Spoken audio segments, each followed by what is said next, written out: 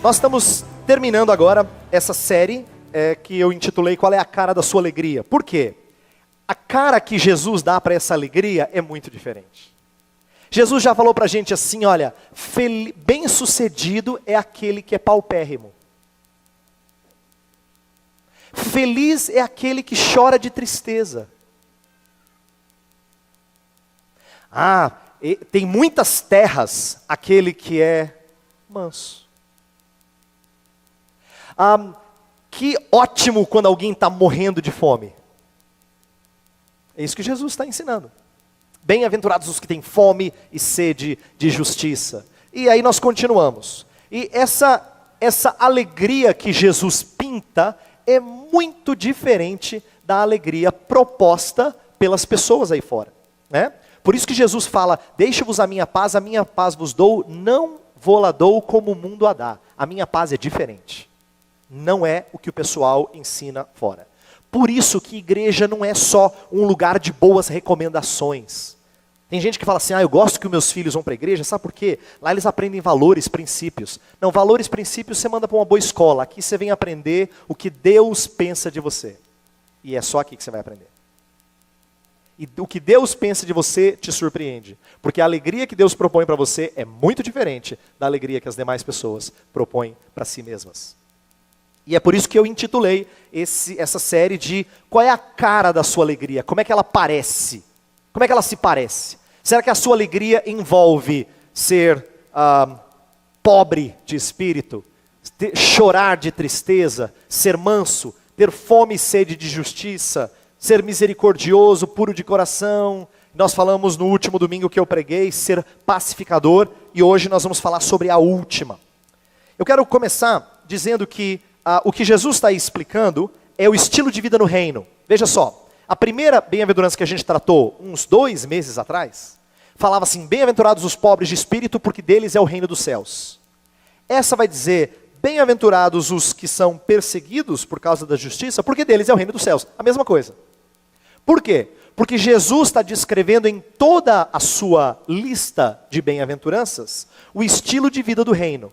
Quem faz parte desse reino? Quem faz parte dessa pátria? Como é que ele é? Qual é a cara? Quais são as características dele ou dela? Então, eles prometem a mesma recompensa, porque nós fazemos parte desse reino. Tá? Então, as próprias bem-aventuranças são meio que as regras, as normas. Você, como cidadão brasileiro, tem algumas regras a seguir, alguns deveres para com o governo, né? E nós temos deveres para com esse reino. E Jesus fala que esses deveres são a nossa alegria. Esses deveres são a nossa alegria, o nosso deleite. E é disso que nós vamos tratar aqui. Mateus, quando ele arrumou essas bem-aventuranças de Jesus, ele estava corrigindo as expectativas judaicas de um reino político-militar. Por quê? Olha que interessante. O que a gente imaginaria? Felicidade vem depois de vencer a guerra. Jesus diz que dá para ser feliz enquanto você está perdendo. Bem-aventurados os que são perseguidos por causa da justiça. Você não precisa ser feliz só quando você vence o inimigo. Você pode ser feliz antes, porque você sabe da vitória que lhe está preparada, mas porque você encontrou felicidade em outra coisa que não circunstância. Presta atenção na fragilidade da sua fé. Quando a circunstância muda, você balança. Quem encontra alegria em meio à perseguição, só quem chegou lá é que descobriu que a alegria não está ligado às circunstâncias que nos rodeiam. Portanto, eu quero enfatizar hoje, eu sempre mostrei esse paralelo entre as bem-aventuranças, eu quero mostrar o paralelo entre a 4ª e a 8ª. A 4ª fala, bem-aventurados os que têm fome e sede de justiça. Quem tem fome e sede de justiça, o que vai acontecer? Vai ser perseguido por causa da sua fome e da sua sede. Imagina você ter fome e sede e alguém fala assim, eu vou te perseguir, eu vou te caçar por causa da sua fome e da sua sede. E é isso que Jesus diz e antecipa. Ele é aquele na torre que está dizendo para todos os seus, vem inimigo por aí. Por isso que eu coloquei caçado por causa da justiça. E aqui na verdade está um jogo de palavras, né? Porque pensa numa pessoa que é criminosa. Você poderia tranquilamente dizer, não, fulano está caçado por causa da justiça, isto é, por causa do sistema que é justo, que quer punir quem está errado, mas aqui não é esse. Aqui você é caçado por causa da sua justiça, por causa da sua retidão. E eu vou explicar como, porque isso vai parecer estranho a alguns de vocês, mas Jesus diz algo estranho mesmo, porque a alegria que ele propõe é diferente do mundo. Deixa eu falar um pouquinho dessa perseguição como uma evidência externa da fé. Deixa eu explicar, vou pedir sua atenção. Veja só. Sofrer perseguição por causa da justiça é sinal incontestável de salvação. Você vai dizer, pastor, eu nunca tinha ouvido isso. Por quê? Porque nós sabemos que pessoas podem fazer várias coisas que são evidência, ou parecem ser evidência de que elas têm Jesus. Elas creem em Jesus, Jesus é o Senhor da vida delas. Elas podem fazer coisas boas, elas podem ser pessoas gentis, elas podem amar o próximo.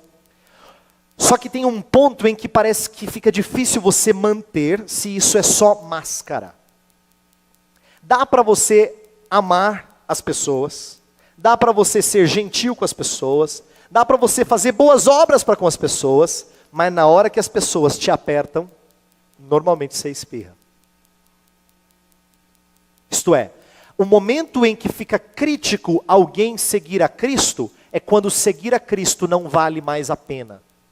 Em nenhum sentido. Por isso que Paulo fala assim, o que é prova, em Filipenses 1:28, ele fala, o que é prova de perdição para eles que perseguem vocês, é prova incontestável da sua salvação.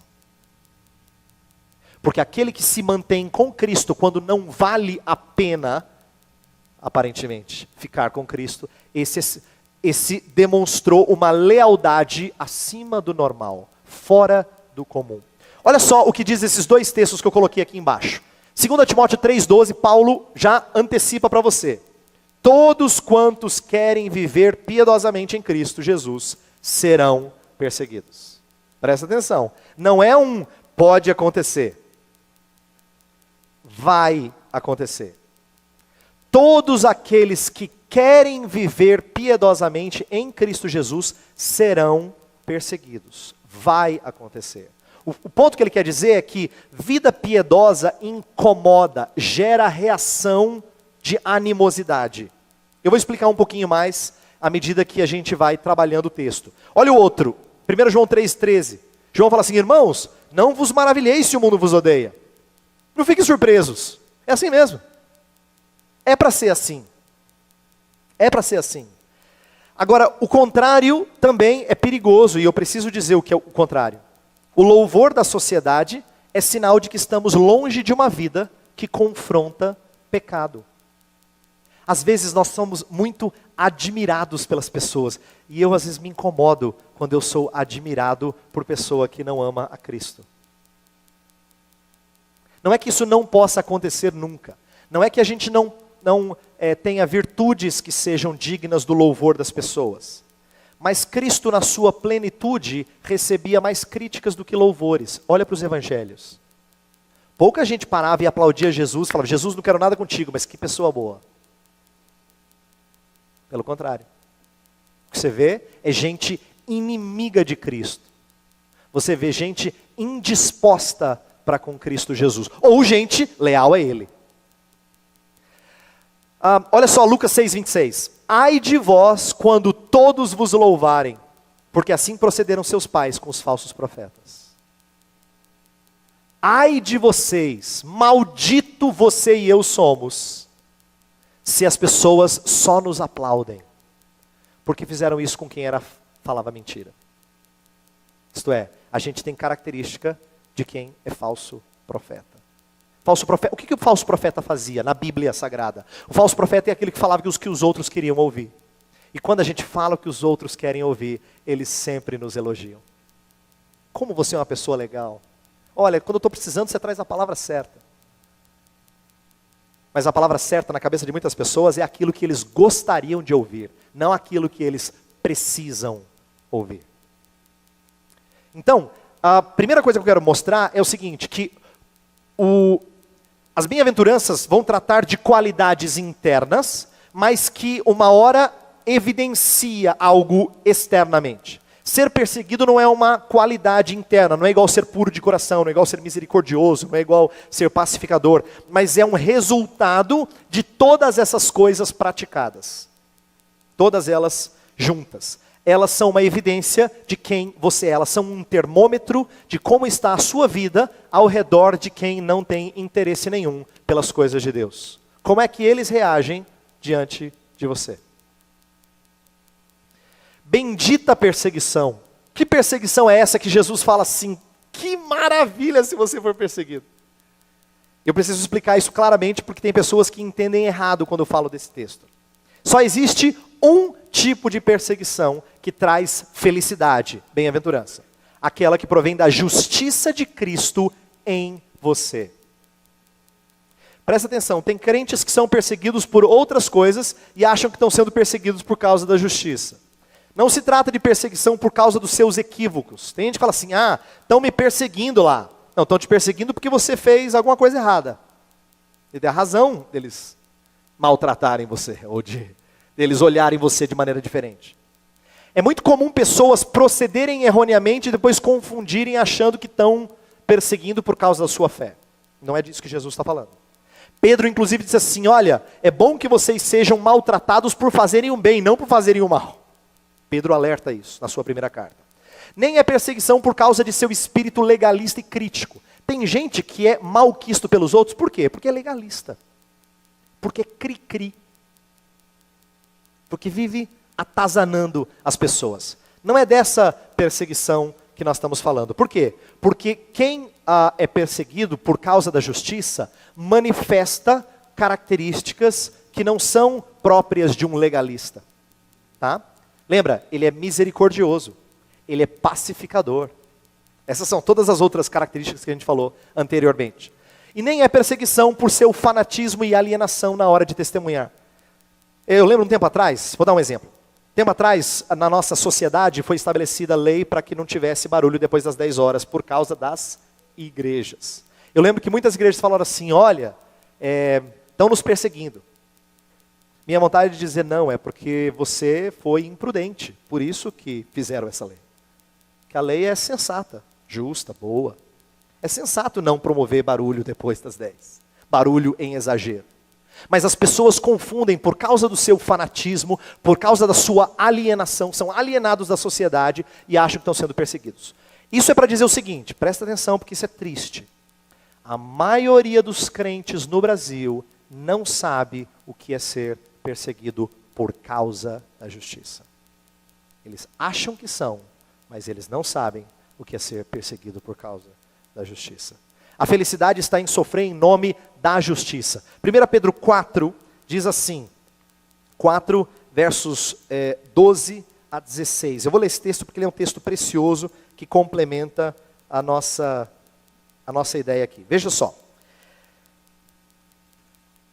Amados, não estranheis o fogo ardente que surge no meio de vós, destinado a provar-vos, como se alguma coisa extraordinária vos estivesse acontecendo. Pelo contrário, alegrai-vos na medida em que sois participantes dos sofrimentos de Cristo, para que também na revelação da sua glória vos alegreis exultando. Se pelo nome de Cristo sois injuriados, bem-aventurados sois, porque sobre vós repousa o Espírito da glória de Deus. Não sofra, porém, nenhum de vós como assassino, ou ladrão, ou malfeitor, ou como quem se intromete em negócios de outrem. Mas se sofrer como cristão, não se envergonhe disso. Antes, glorifique a Deus com esse nome. Está vendo? Sofrer pelas razões certas. Não sofra porque você pratica isso, aquilo. Mas se você sofrer por você carregar o nome de cristão, boa coisa é. Alegre-se nisso. Essa é a bendita perseguição. Agora, por que nós somos perseguidos? E aqui é importante eu me aprofundar nesse assunto. Jesus fala assim, bem-aventurados os perseguidos por causa da justiça. Verso 11 fala, bem-aventurados serão vocês quando por minha causa os insultarem, perseguirem, levantarem. Por minha causa. O que é esse por minha causa? Jesus antecipa que se ele foi perseguido, os demais também seriam. Em João 15, ele meio que profetiza, ele profetiza isso. Ele diz que os seus discípulos provariam daquilo que ele provara. Afinal de contas, se perseguiram o mestre, certamente perseguiriam os seus discípulos. Olha só, se o mundo vos odeia, sabei que primeiro do que a vós outros, me odiou a mim. Se vós fosseis do mundo, o mundo amaria o que era seu. Como todavia não sois do mundo, pelo contrário, dele vos escolhi, por isso o mundo vos odeia. Lembrai-vos da palavra que eu vos disse, não é o servo maior do que o seu senhor. Se me perseguiram a mim, também perseguirão a vós outros. Se guardaram a minha palavra, também guardarão a vossa. Tudo isso, porém, vos farão por causa do meu nome, porquanto não conhecem aquele que me enviou. Veja, Jesus falou assim, se perseguiram a mim, perseguirão a vocês. O servo não é maior do que o seu senhor. E o que Jesus está dizendo? As pessoas não perseguem aqueles que fazem parte da sua clã. Mas nós não gostamos daqueles que não fazem parte da nossa clã. A gente se incomoda com quem é diferente de nós. Mas quando o incômodo é pequeno, talvez a gente não promova tanta discórdia. Agora, quando o incômodo é grande, aí a gente se incomoda. E o que Jesus está dizendo é que o incômodo que ele causa é muito grande. Por isso as pessoas que estiverem aliadas a ele vão ser perseguidas também. Lembra que quando Saulo de Tarso, que depois vira o apóstolo Paulo, ele é confrontado por Jesus na estrada de Damasco? Jesus fala, Saulo, Saulo, por que me persegues? Saulo não tinha perseguido a pessoa de Jesus, diretamente, ele estava perseguindo os cristãos. Mas Jesus não entende assim, por que você está perseguindo os meus queridos? Não. Por que você está me perseguindo? A razão de você estar caçando eles é por causa de mim. É a mim que você odeia. Por quê, Saulo? E Saulo ficou sem palavras. Ficou extasiado diante de Jesus Cristo falar diretamente com ele. Jesus expôs até os religiosos em sua hipocrisia, privando-os do louvor dos homens. Presta atenção no que Jesus provoca nas pessoas. Atenção, porque isso aqui é importante. Jesus não era uma pessoa assim que despertou o carinho e o interesse dos religiosos. Nossa, que homem iluminado. A gente fala assim, das pessoas. Que homem iluminado, que moça iluminada. Jesus não despertou esse tipo de louvor. Pelo contrário, os religiosos dos seus dias estavam tão incomodados com ele. Por quê? Porque Jesus tirou o louvor dos homens para com os escribas e fariseus. Os escribas e fariseus ficaram desacreditados diante do que Jesus dizia, porque Jesus mostrou que eles eram hipócritas. Eles usavam máscara. Era tudo falsidade. E aí você começa a ser desacreditado pela sociedade. Ninguém gosta de perder a fama. Ninguém gosta de perder a sua reputação, a sua honra. E é por isso que eles odiaram a Cristo Jesus, porque Jesus expôs quem eles eram. Os mostrou de fato como sepulcros caiados. Bonitinho por fora, mas podre por dentro. E assim Jesus gerou animosidade entre eles. Isso gera perseguição verbal. Jesus fala de perseguição não só no sentido de matar, mas de realmente maldizer. Lembra? Fala injuriarem, insultarem, levantarem todo tipo de calúnia contra vocês. Os crentes, no decorrer da história, sofreram esse tipo de calúnia. Jesus Cristo, veja, Jesus Cristo, isso me bateu um dia desses. Se tinha alguém que era sensato na hora de comer e beber, era Jesus. Como ele foi sem pecado, eu não posso dizer que ele teve um prato exagerado. Nem posso dizer que ele foi imprudente no seu beber.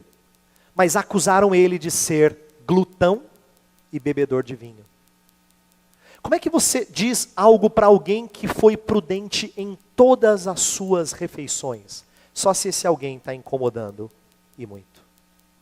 Jesus incomodou tanto que foram capazes de dizer que ele pisava na bola, vamos dizer assim, que ele falhava inclusive nas suas refeições. Abel diz o texto que gerou a ira do seu irmão, porque ele ofereceu sacrifício agradável a Deus, seu irmão o matou. Moisés, o texto de Hebreus 11 fala que Moisés, ele escolheu ser chamado, desprezou ser chamado filho da filha de Faraó, para ser líder do seu povo de escravos. Sofreu as consequências disso, mas porque ele contemplava o galardão. Então veja a ideia de que Moisés sofria insultos porque ele tinha trocado de identidade. Daniel, lembra que Daniel era um líder respeitado na Babilônia, até o dia em que as suas orações começaram a incomodar demais. Aí criaram um jeitinho de fazer com que ele fosse jogado na cova dos leões.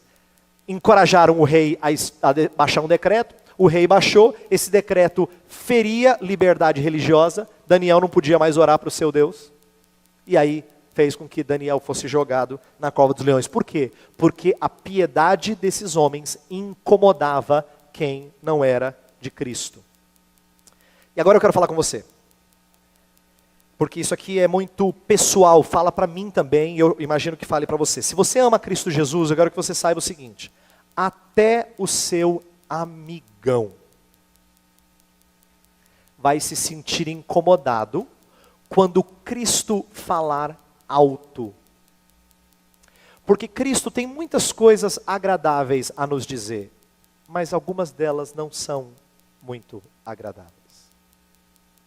Até quem é amigo seu se incomodará com a justiça de Cristo em você. Por quê? Porque a justiça de Cristo em você confronta a impiedade das pessoas. Mas Heber, ela é uma pessoa tão justa, tão boa, tão honesta, só que ela não tem o seu coração rendido a Jesus Cristo.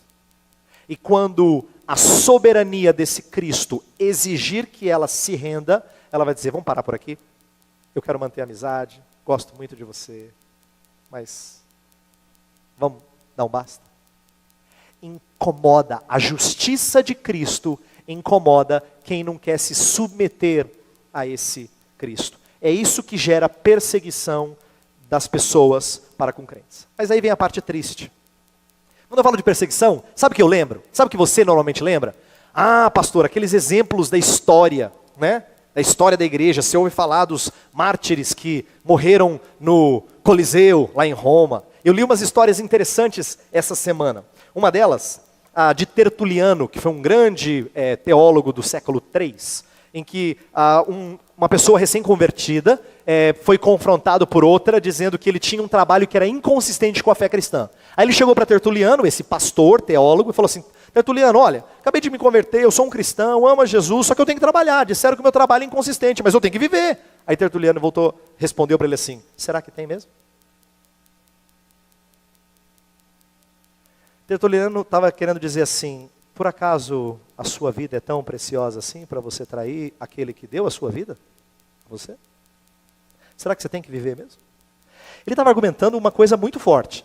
Quando a gente fala assim, olha, isso é importante para mim e tal, mas quando alguém fala assim, ó, é a minha vida, você fala, não, a sua vida tudo bem. Tertuliano falou, não. Será que você tem que viver mesmo? Mas para esse cristão recém-convertido era novidade, né? Então a gente ouve dessas histórias do passado. Eu li há um tempo atrás sobre João Crisóstomo. Ele era um grande pregador, chamado Boca de Ouro, era o apelido dele, por causa da sua eloquência. Só que ele falava algumas coisas que incomodaram o imperador. E aí o imperador resolveu fazer umas ameaças a João Crisóstomo. Primeiro, ele fez a seguinte ameaça. Ele falou assim, olha, pare com essa pregação, porque senão eu vou expulsar você. João Crisóstomo falou assim, o senhor não pode me expulsar, porque o mundo é do meu pai. Aí o imperador ficou irado, disse assim, não, então eu vou matar você. Ele falou, não pode, a minha vida está escondida, oculta em Cristo. O senhor não pode me matar. Aí o imperador falou, então eu vou confiscar as suas riquezas. Ele falou, mas as minhas riquezas estão lá no céu, guardadas com Deus. Aí ele não tinha mais o que falar, falou, então eu vou te lançar para longe dos seus amigos. Você vai ficar para um lugar distante, nunca mais vai ter amigos. Ele falou, mas eu tenho um amigo que disse que ele nunca me abandonaria. João Crisóstomo entendeu que, ainda que ele perdesse tudo aqui, ele não tinha perdido o que era mais valioso para ele. Quando eu ouço histórias assim, eu falo assim, puxa, isso tinha que acontecer mais frequentemente no nosso meio. Por quê? Porque a gente pensa de perseguições em países fechados para o cristianismo, mas por que é tão incomum a gente identificar o típico crente com perseguição? Já pensou nisso? Por que a gente não diz assim, o típico crente lá da aliança, perseguido frequentemente? Por que a gente não pensa assim? Por que é tão raro a gente ponderar sobre perseguição? Eu tenho algumas coisas para a gente pensar. Primeiro, talvez é porque eu e você somos bem amigáveis. Lembra que eu falei 2 semanas atrás, quem esteve aqui deve ter ouvido, sobre ser pacificador. Eu falei, ser pacificador não é ser necessariamente amigável. É bom que a gente seja amigo, mas uma expressão de amizade é ser pacificador, não pacífico. Eu falei 2 semanas atrás. Ser pacificador é difícil. A gente tem dificuldade de pagar o preço do discipulado. Por que isso? Porque nós gostamos dos nossos amigos. Nós gostamos da nossa família. Tanto que a gente diz assim, pastor, eu acho que não tem coisa mais preciosa nessa vida do que família e amigos. Conversa com as pessoas boas que você conhece. Todas elas vão dizer isso. Família e amigos. Não tem nada mais especial. E Jesus disse assim, quem não está disposto a dizer, rejeitar pai e mãe por minha causa, não está pronto. Eu acho que nós somos amigáveis a ponto de ter isso como prioridade na nossa vida. Essa é uma das razões. É muito difícil confrontar a sua amiga, o seu amigo, no erro dele ou dela. Por quê? Porque você teme perdê-la. Você teme demais. Você teme tanto, mais até, do que frustrar o seu Senhor. Nós abaixamos o padrão de piedade diante de descrentes. Isso é comum também.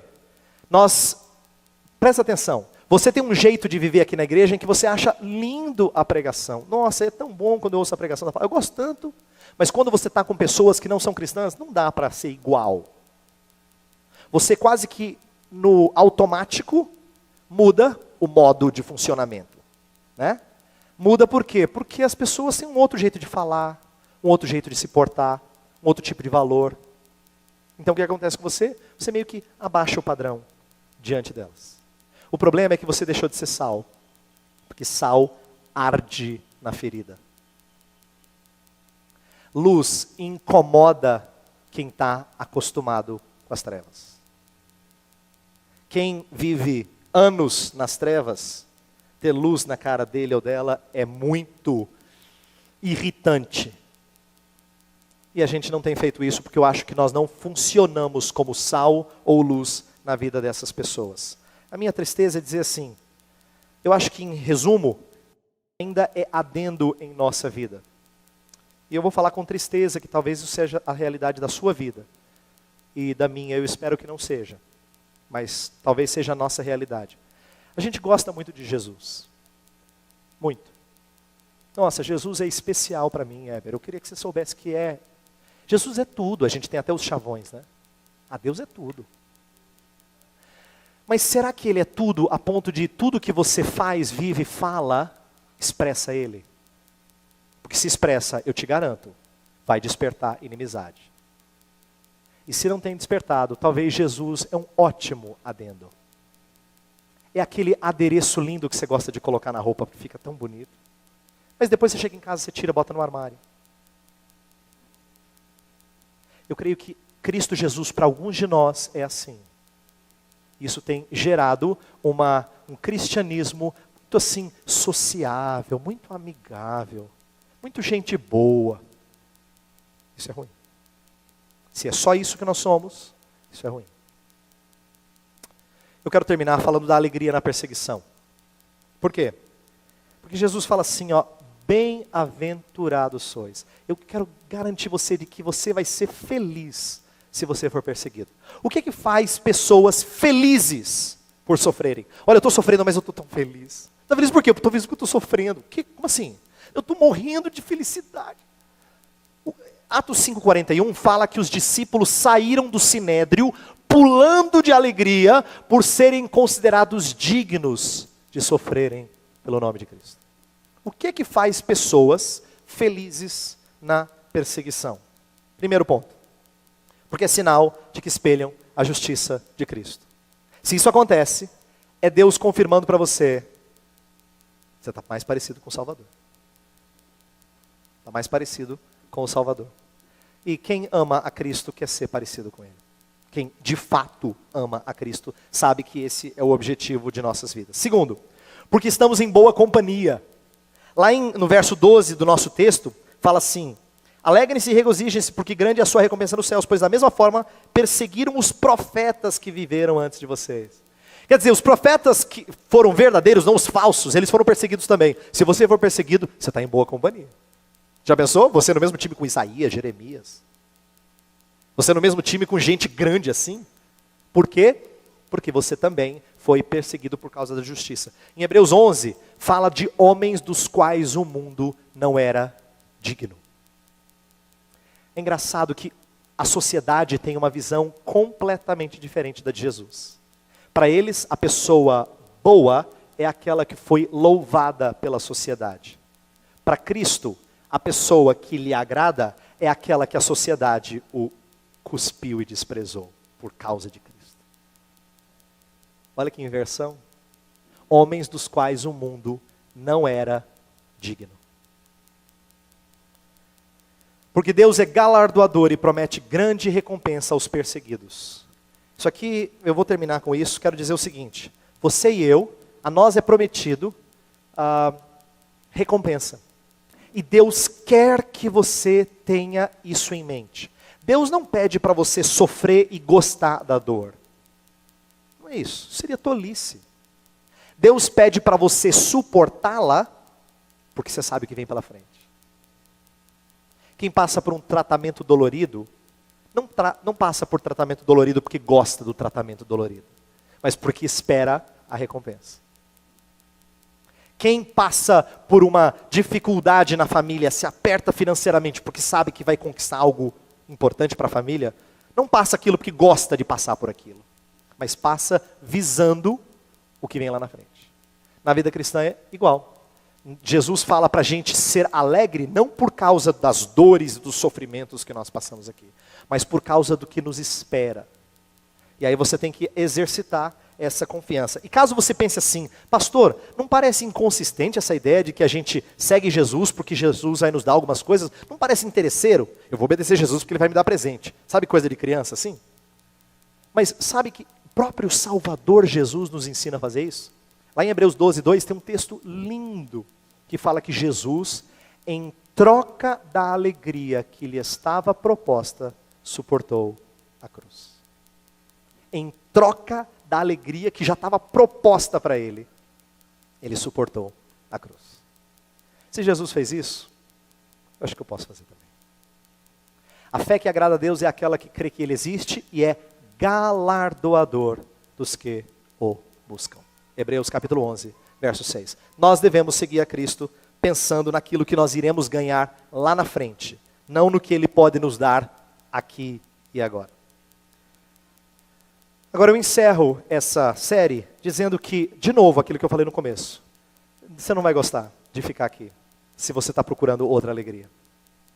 Eu sei, você não vai ficar aqui. Você vai embora. Porque a alegria que Jesus propõe é muito diferente da alegria que as pessoas propõem lá fora. Muito diferente. A alegria dele tem outra cara. Tem outra cara. Eu espero que você procure entender essa alegria do jeito que ele a explica. Para você encontrar deleite nele, prazer nele, satisfação nele. Eu quero orar para que você tenha dessa alegria. Vamos falar com Deus. Feche os seus olhos.